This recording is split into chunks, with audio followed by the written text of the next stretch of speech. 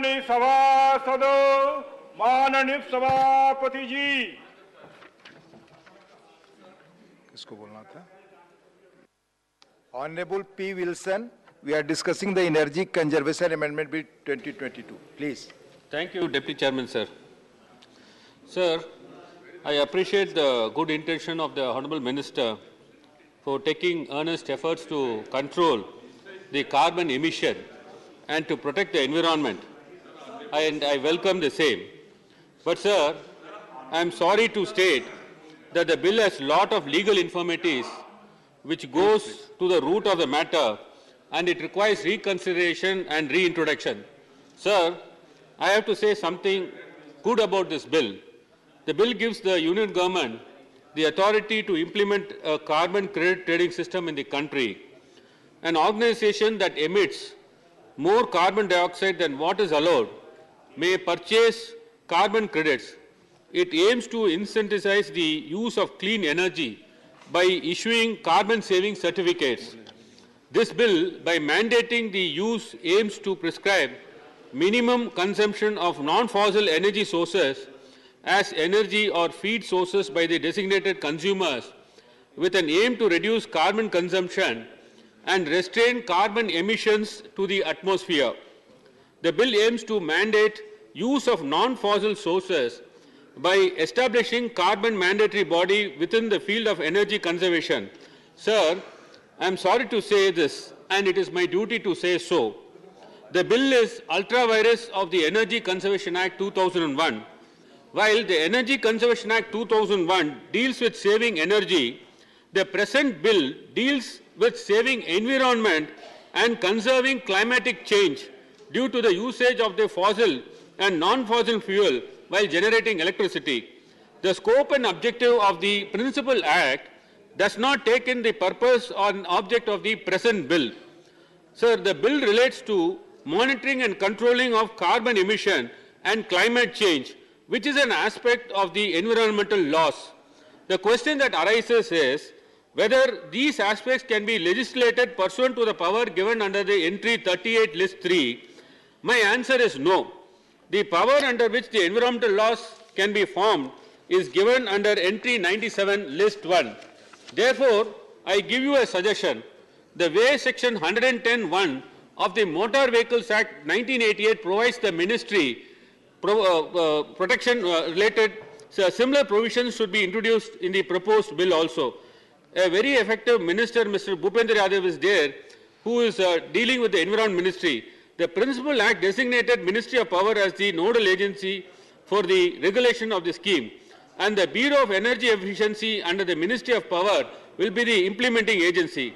However, as per the rules specified under the Government of India business rules, allocation of business rules, the Ministry of Power is responsible for the general policy in the power sector and issues related to the energy policy and coordination, and energy conservation and energy efficiency pertaining to the power sector. Sir, when we talk about the carbon credit trading, its ambit is conservation of environment and to protect climate change, which the statement of object and reasons also says so. Sir, under the business allocation rules, it is the Ministry of Environment, Forest and Climate Change which is responsible for the regulation of the climate change, environmental norms, forestry and related matters. If observed accurately, the proposed amendment majorly concerns the environmental aspect, which falls to the expertise of the Ministry of Environment, Forest and Climate Changes. By making Ministry of Power as the nodal agency, it is acting without jurisdiction and usurping the power of the Ministry of Environmental and Forest Climatic Changes. Sir, by virtue of the doctrine of pith and substance, since the proposed amendment is to give effect to the COP26 declaration held at Glasgow in 2021 to lower greenhouse gas emissions and therefore combat climate change, it falls within Article 253, thereby giving the Parliament the power to make laws for enforcing international agreements within the country. Since it gives effect to the international environmental obligation of the member states, the law cannot be brought in effect without making the Ministry of Environment and Forest and Climatic Change the enforcing authority, who has got the adequate expertise in this sector. Sir, similar schemes in USA, UK and Switzerland, the Environment Ministry or the Environment Regulator implement schemes similar to the one proposed under the bill. Sir, the ministry has not specified who will regulate and govern the carbon credit market. Sir, the bill suggests the alternate of carbon credit trading and carbon credit certificates. The government can issue energy saving certificates to those industries which consume less than their maximum allotted energy. However, these certificates can be sold to customers who consume higher than the maximum allowed energy threshold, providing for a framework for energy trading. Usually, trading platforms are regulated by respective sectoral regulators, which is specified in the Act itself.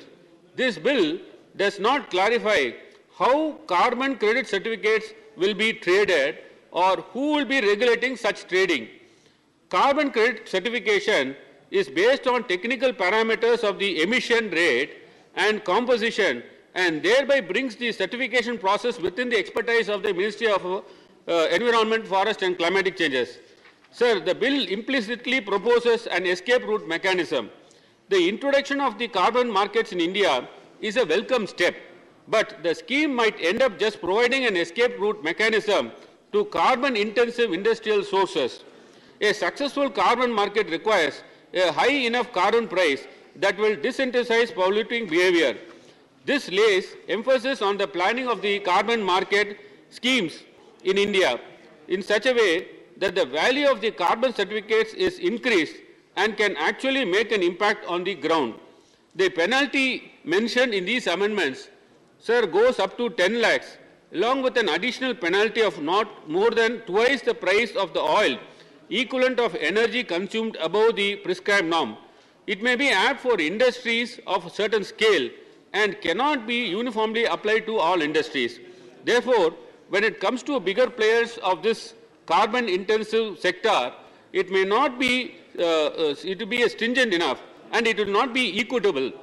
It should be based on the profit margins the companies make rather than the rate of the carbon emission.